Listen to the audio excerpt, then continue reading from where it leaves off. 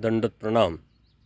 सर्वज्ञ श्रीचक्र प्रभूंनी सांगितलेला देवता पदार्थ व देवता वर्ग जर आपण समजून घेतला तर नक्कीच आपल्याला परमेश्वराची ओळख कळेल, परमेश्वराचा बोध होईल आणि अनन्यभावी परमेश्वराला शरण जाऊन आपण परमेश्वराची सर्वश्रेष्ठ भक्ती करू शकू.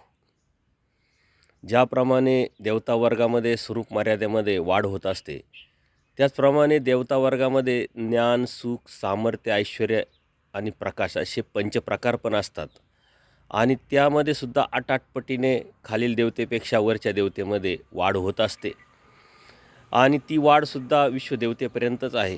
कारण चैतन्य देवतेला अनंतपट हे ज्ञान, सुख, सामर्थ्य, ऐश्वर्य, प्रकाश आहे. परंतु जरी अनंतपट असले तरी ती काही परमेश्वर नाही.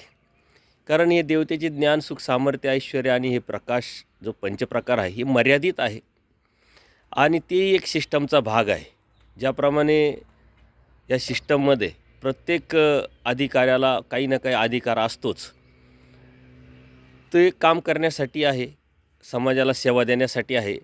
तसंच या देवतेमध्ये हे जे पंचप्रकार आहे हे जीवाच्या अनुषंगाने आणि ब्रह्मांड चालवण्याच्या अनुषंगाने असतात. परंतु त्याला अत्यंत मर्यादा आहे. परमेश्वराच्या तुलनेत जर बघितलं तर ते कुठंच बसत नाही. आणि म्हणून ज्यावेळेस आपण देवता वर्ग व्यवस्थितपणे समजून घेऊ त्यावेळेस आपोआपच आपल्याला ह्या परमेश्वराची ओळख होईल आणि परमेश्वराची सर्वश्रेष्ठ भक्ती आपल्याला करता येऊ शकते. दंडोत प्रणाम, दंडोत प्रणाम.